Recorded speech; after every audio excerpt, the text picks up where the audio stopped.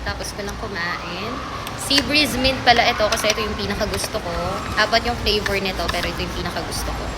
Let's smile. Let's smile.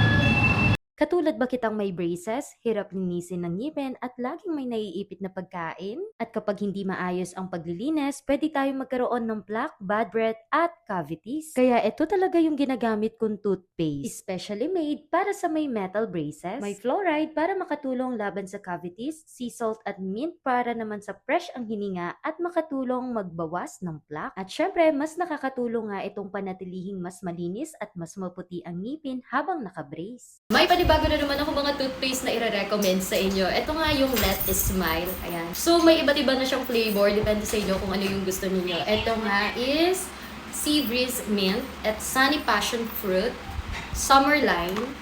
Alam ko may bamboo dito. Ito. Natural Bamboo. Ayan. So, etong Sea Breeze Mint. Ayan. So, dadalhin ko ito sa school ngayon para mag-toothbrush ako doon.